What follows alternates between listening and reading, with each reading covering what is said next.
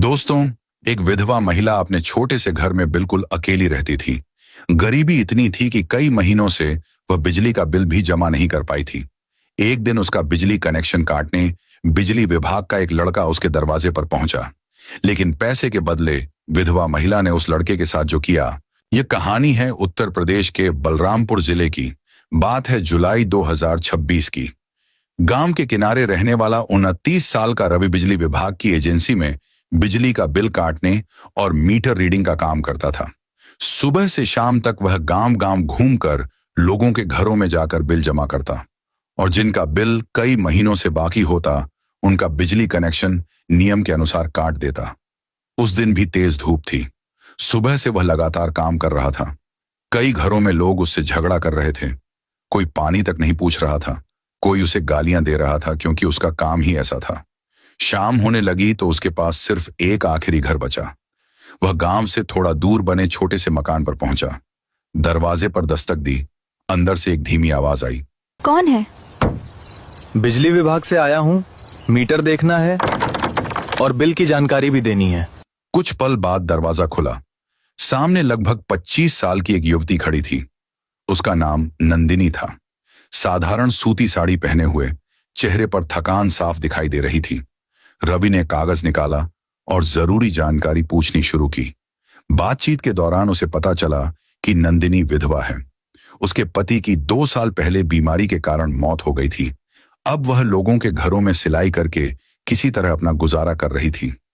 रवि ने मीटर देखा तो पता चला कि 4 महीने का बिजली बिल बाकी है और नियम के अनुसार आज कनेक्शन काटना पड़ेगा। यह सुनते ही नंदिनी की आंखें भर आईं। उसने हाथ जोड़कर कहा, भाई साहब, आज बिजली मत काटिए। मैं अगले हफ्ते कुछ पैसे मिलते ही थोड़ा थोड़ा करके जमा कर दूंगी। मैं अपने मन से फैसला नहीं कर सकता। पहले पानी पी लीजिए, बहुत गर्मी है। रवि कुछ पल के लिए चुप हो गया। सुबह से किसी ने उसे बैठने तक के लिए नहीं कहा था, लेकिन इतनी परेशानी में जी रही यह महिला उसे सम्मान दे रही थी। नंदिनी बोली, घर में कुछ खास नहीं है, फिर भी इंसान को इंसान समझना चाहिए। यह सुनकर रवि के चेहरे पर हल्की मुस्कान आ गई। उसने पानी पिया। फिर नंदिनी ने कहा, चूल्हे पर गुड़ वाली चाय बना देती हूँ, मना मत कीजिए। नहीं, इसकी कोई जरूरत नहीं है। कुछ ही देर में मिट्टी के कप में गर्म चाय लेकर आई।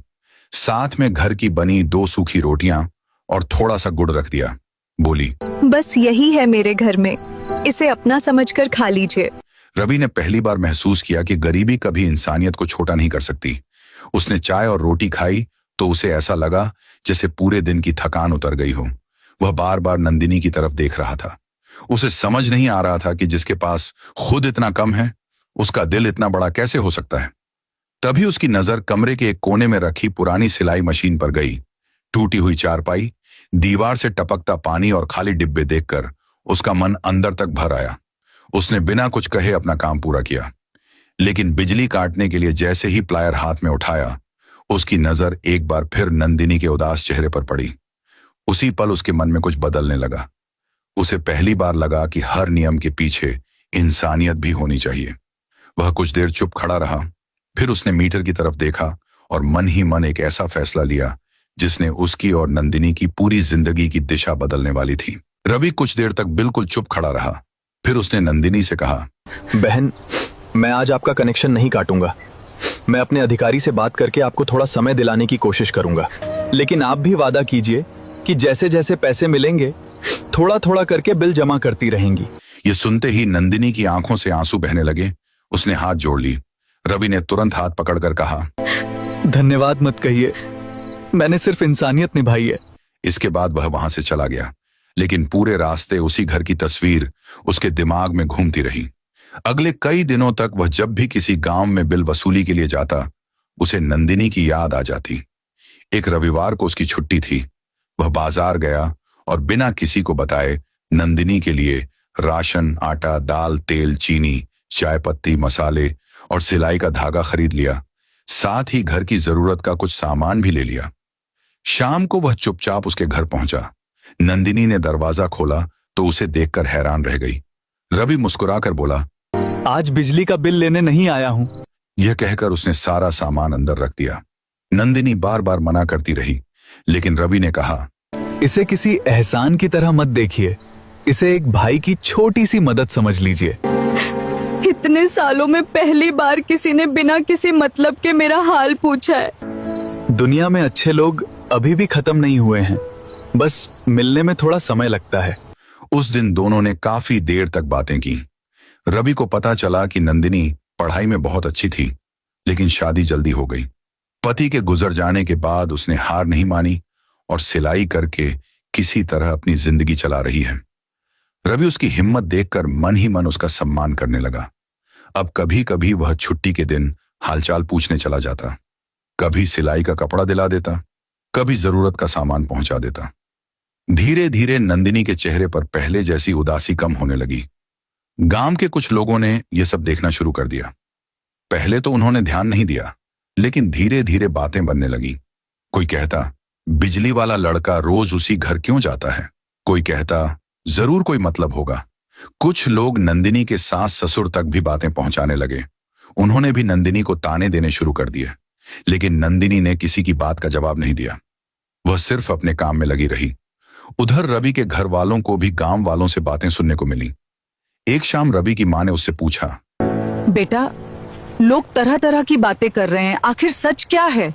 माँ, अगर किसी की मदद करना गलत है तो मैं ये गलती बार बार करूंगा, लेकिन मेरे मन में कोई गलत भावना नहीं है। मैं सिर्फ इतना जानता हूं कि वो बहुत अच्छी इंसान है। मां ने बेटे की आंखों में सच्चाई देखी, लेकिन समाज की बातें सुनकर वह भी चिंता में पड़ गई। दूसरी तरफ नंदिनी भी पहली बार महसूस करने लगी कि रवि सिर्फ मदद करने वाला इंसान नहीं, बल्कि उसकी जिंदगी में एक ऐसा सहारा बन चुका है जिसके आने से हर मुश्किल हल्की लगने लगी है। उधर रवि भी हर दिन यह समझने लगा था कि नंदिनी के प्रति उसका सम्मान अब धीरे धीरे एक गहरे अपनापन में बदल रहा है। समय धीरे धीरे आगे बढ़ता गया।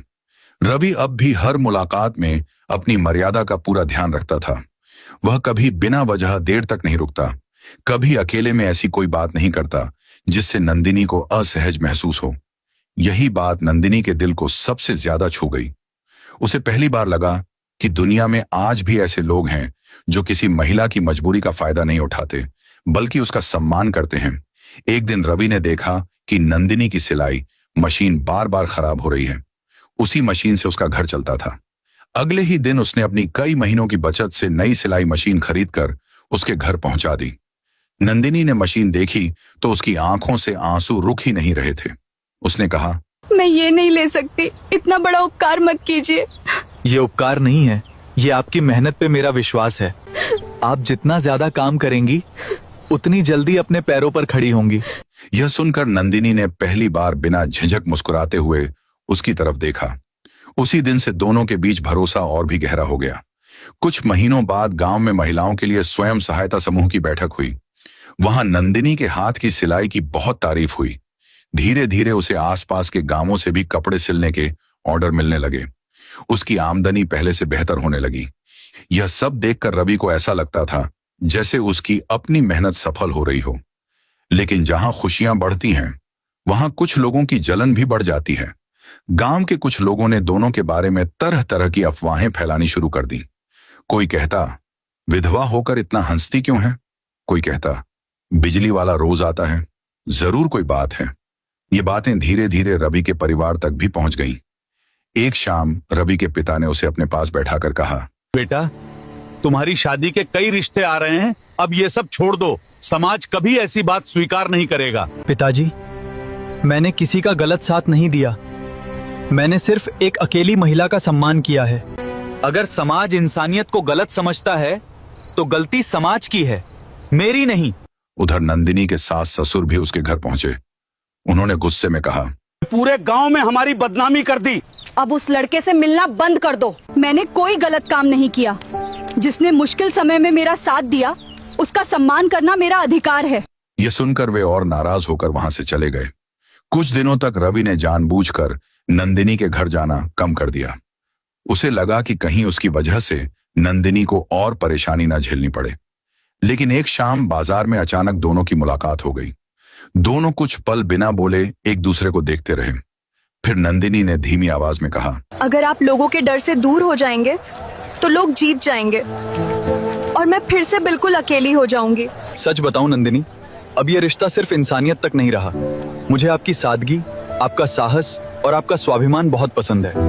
मैं आपको पूरे सम्मान के साथ अपनी जीवन संगिनी बनाना चाहता हूँ, अगर आपका मन भी यही कहता है। मैंने भी बहुत पहले अपने दिल में आपको अपना मान लिया था, लेकिन मुझे डर था कि कहीं मेरी वजह से आपकी जिंदगी मुश्किलों में न पड़ जाए। मुश्किलों से भागकर कभी खुशियां नहीं मिलती।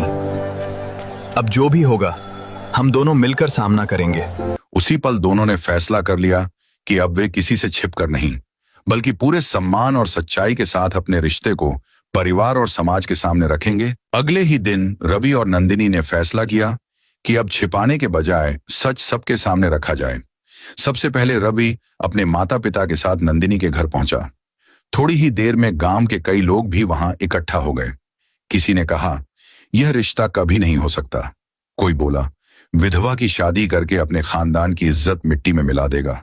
कुछ लोगों ने जाति का मुद्दा उठाया तो कुछ ने समाज की परंपराओं की बात शुरू कर दी। माहौल धीरे धीरे गर्म होने लगा, लेकिन रवि बिल्कुल शांत खड़ा रहा। उसने सबकी बातें खत्म होने का इंतजार किया, फिर बोला, आप सब मुझे बचपन से जानते हैं, मैंने आज तक किसी का बुरा नहीं किया। अगर एक अकेली महिला का सम्मान करना गलत है तो मैं ये गलती पूरी जिंदगी करता रहूंगा। शादी मैं किसी मजबूरी में नहीं कर रहा, अपनी इच्छा से कर रहा हूँ, क्योंकि मुझे इनके संस्कार, मेहनत और इंसानियत से प्यार है। उनकी बात सुनकर वहां कुछ देर के लिए सन्नाटा छा गया। उधर नंदिनी ने भी पहली बार सबके सामने हिम्मत से अपनी बात रखी। उसने कहा, मेरे पति के जाने के बाद मैंने सिर्फ अपमान, ताने और अकेलापन देखा है, लेकिन इस इंसान ने कभी मेरी मजबूरी का फायदा नहीं उठाया, कभी मेरी इज्जत पर आंच नहीं आने दी। हर मुश्किल समय में बिना किसी स्वार्थ के मेरा साथ दिया। अगर ऐसे इंसान के साथ जिंदगी बिताने का फैसला मैंने लिया है तो इसमें किसी का अपमान नहीं, बल्कि एक नई शुरुआत है।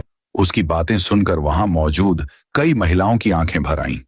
इसी बीच गांव के सबसे बुजुर्ग व्यक्ति आगे आए।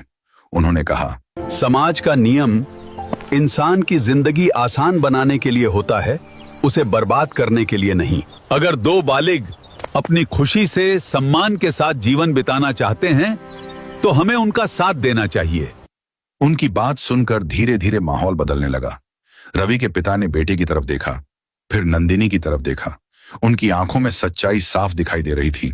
उन्होंने आगे बढ़कर रवि के कंधे पर हाथ रखा और बोले, बेटा, अगर यही तुम्हारी खुशी है तो आज से नंदिनी हमारी भी बेटी है। यह सुनते ही रवि की मां ने नंदिनी को गले लगा लिया। नंदिनी फूट फूट कर रोने लगी। कुछ दिनों बाद दोनों का सादगी भरा विवाह हुआ। गांव के मंदिर में परिवार, कुछ रिश्तेदार और पूरे गांव के सामने दोनों ने एक दूसरे का हाथ थाम लिया।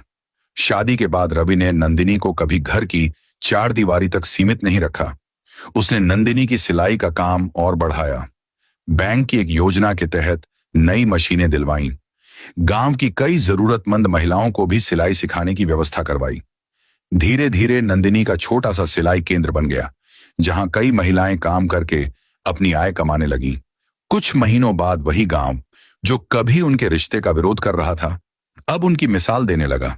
लोग अपने बच्चों को बताते कि इंसान की पहचान उसके कर्म और व्यवहार से होती है, जाति, गरीबी या परिस्थितियों से नहीं। रवि जब भी बिजली का बिल काटने गांव गांव जाता, लोग अब उसे सिर्फ बिजली विभाग का कर्मचारी नहीं, बल्कि इंसानियत की मिसाल कहकर सम्मान देते। और नंदिनी हर जरूरतमंद महिला की मदद करके वही सीख आगे बढ़ाती जो उसे जिंदगी ने सिखाई थी।